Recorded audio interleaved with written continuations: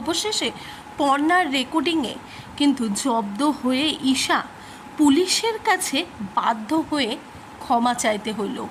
বিস্তারিত জানতে সঙ্গেই থাকুন, চ্যানেলটিকে সাবস্ক্রাইব করে রাখুন। ঈশা নিজেকে বিশাল কিছু ভাবে, কেননা সে একজন মন্ত্রী স্ত্রী, তার জন্য সে যাই করতে পারে।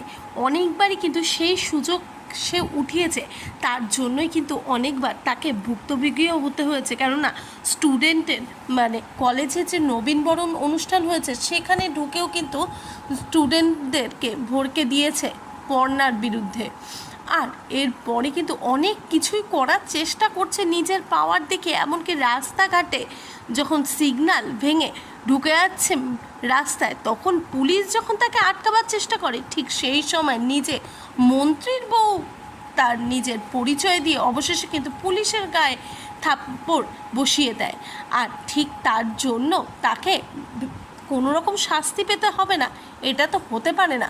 ওই দিক থেকে পর্ণা যখন সমস্ত ভিডিও সোশ্যাল মিডিয়াতে ছেড়ে দেয়, তখন কিন্তু হু হু করে সেই ভিডিও ভাইরাল হতে শুরু করবে। আর ঠিক তখনই অবস্থা শেষ হয়ে যাবে মন্ত্রীর বউ সুকুমার হালদারের স্ত্রীর ঈশার, এমনকি তার হাজব্যান্ডেরও। কারণ সে তো এবারে ভোটে দাঁড়াবে, আর তার আগেই যদি জনগণকে ক্ষিপ্ত করে দেয় তাহলে কিন্তু সমস্তটাই একেবারে বেকার হয়ে যাবে।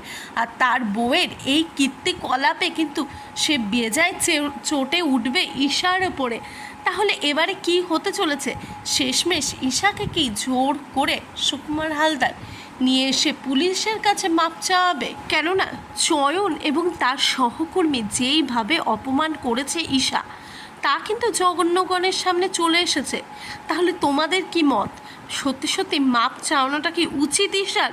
সত্যি ঈশার বড় একটা শিক্ষা পাওয়া দরকার।